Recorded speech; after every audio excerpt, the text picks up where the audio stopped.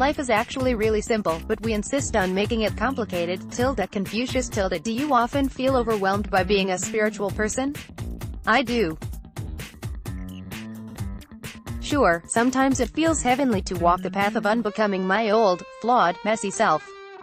But there are other times when choosing to be present to every detail of my emotions can just be overwhelming. I often wonder if it would be easier to be the person sitting across from me, happily scrolling through Instagram for what seems like the 100th minute instead of focusing on my mindful, meditative breathing exercise.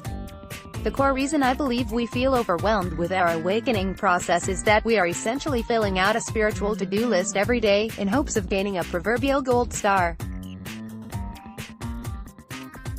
Unfortunately, the sticker rewards never come, and we're left feeling like we didn't do enough at the end of the day to become our best selves.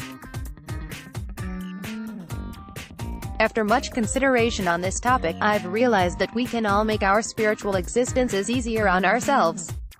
Just like the metaphysical teachers Abraham Hicks say, if the end goal is to be happy, why not just take the shortcut and be happy? That's why I created loopholes too. Some of the silly rules that keep us searching for the gold stars of spirituality. Rule: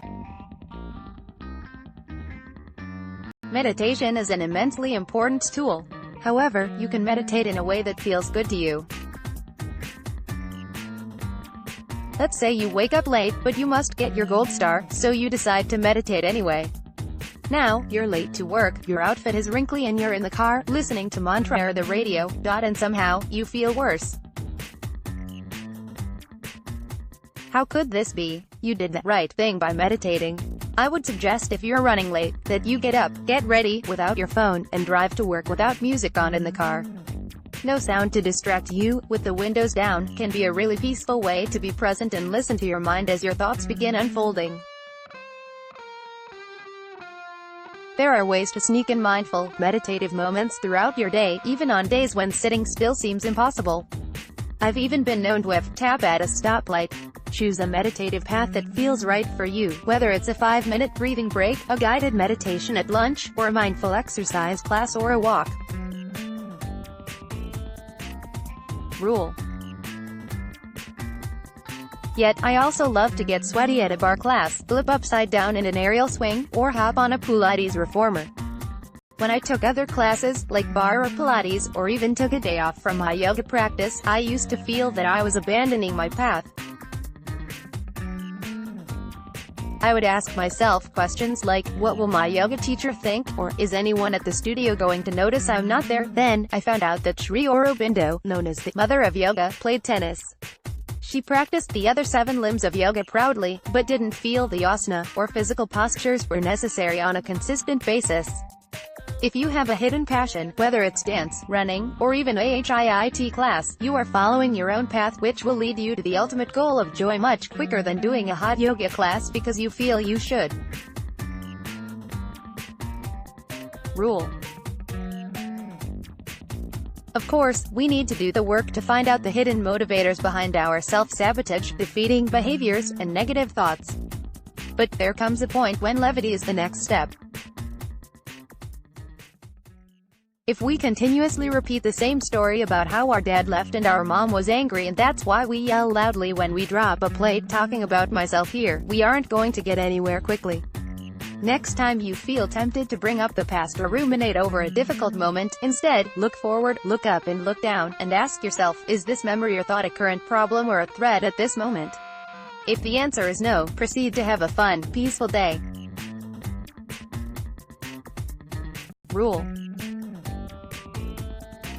it seems that if you're on a spiritual path, your partner should also be wearing Lululemon and drinking kale juice, right?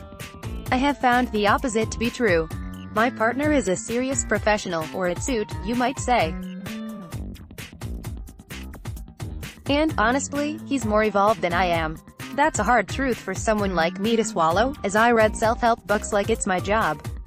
He's said wise things to me like, I don't wish to talk about mistakes, you are so much more than that moment. You are the combination of every mundane day, every great moment shared on the other 364 days of the year. That moment does not define you. It's incredible once we peel back the layers how much deepness and equality we can find with the people we love. It doesn't always come in the package we expected. Rule: you can turn off your phone, your TV, and even your laptop and just sit. As the saying goes, wherever you go, there you are. Finding peace in your current environment might even be more of a challenge that will lead you to lasting peace. In your day-to-day life, you can ground your feet when your mother-in-law looks at you strangely for bringing your own zucchini to the barbecue. You can choose to sip water instead of wine when you feel anxious.